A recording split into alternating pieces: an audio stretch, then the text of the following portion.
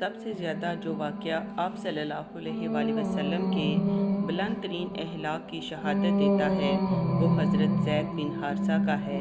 یہ قبیلہ کلب کے شخص حارثہ بن شرجیل یا شراجیل کے بیٹے تھے۔ ان کی ماں سعدی بنت ثعلبہ طے کی شاخ بنی مان سے تھیں۔ جب یہ 8 سال کے تھے اس وقت ان کی ماں انہیں اپنے میکے لے کر گئیں۔ وہاں بنی قیس کے لوگوں نے ان کے پڑاؤ پر حملہ کیا اور لوٹ مار کے ساتھ جن آدمیوں کو وہ پکڑ کر لے گئے ان میں حضرت زید بھی تھے۔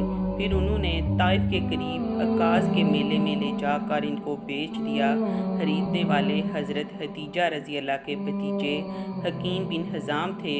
انہوں نے مکہ لا کر اپنی پھوپھی صاحبہ کی نذر کر دیا۔ نبی صلی اللہ علیہ وآلہ وسلم سے جب حضرت ختیجہ کا نکاح ہوا تو حضور نے ان کے ہاں زید کو دیکھا اور ان کی عادات و اطوار آپ کو اس قدر پسند آئیں کہ آپ نے انہیں حضرت ختیجہ سے مانگ لیا۔ اس طرح یہ خوش قسمت لڑکا اس عظیم الشان ہستی کی خدمت میں پہنچ گیا جسے چند سال بعد اللہ تعالیٰ نبی بنانے والا تھا۔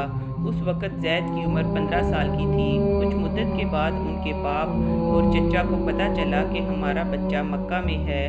وہ انہیں تلاش کرتے ہوئے نبی تک پہنچے اور عرض کیا کہ آپ جو فدیہ چاہیں ہم دینے کے لیے تیار ہیں، آپ ہمارا بچہ ہمیں دے دیں۔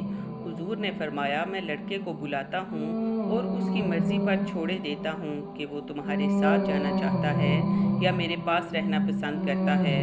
اگر وہ تمہارے ساتھ جانا چاہے گا تو میں کوئی فدیہ نہ لوں گا اور اسے یوں ہی چھوڑ دوں گا، لیکن اگر وہ ہمارے پاس رہنا چاہے تو میں ایسا آدمی نہیں ہوں کہ جو شخص میرے پاس رہنا چاہتا ہو اسے خواہ مخواہ نکال دوں۔ انہوں نے کہا یہ تو آپ نے انصاف سے بھی بڑھ کر درست بات فرمائی ہے، آپ بچے کو بلا کر پوچھ لیجئے۔ حضور نے زید کو بلایا اور ان سے کہا ان دونوں کو جانتے ہو؟ انہوں نے عرض کیا جی ہاں، یہ میرے والد ہیں اور یہ میرے چچا۔ آپ نے فرمایا اچھا، تم ان کو بھی جانتے ہو اور مجھے بھی، اب تمہیں پوری آزادی ہے، چاہو تو ان کے ساتھ چلے جاؤ اور اگر چاہو تو میرے ساتھ رہو۔ انہوں نے جواب دیا میں آپ صلی اللہ علیہ وآلہ وسلم کو چھوڑ کر کسی کے پاس نہیں جا سکتا۔ ان کے باپ اور چچا نے کہا زید کیا تو آزادی پر غلامی کو ترجیح دیتا ہے اور اپنے ماں باپ اور خاندان کو چھوڑ کر غیروں کے پاس رہنا چاہتا ہے؟ انہوں نے جواب دیا کہ میں نے ان کے جو اوصاف دیکھے ہیں ان کا تجربہ کر لینے کے بعد اب میں دنیا میں کسی کو بھی ان پر ترجیح نہیں دے سکتا۔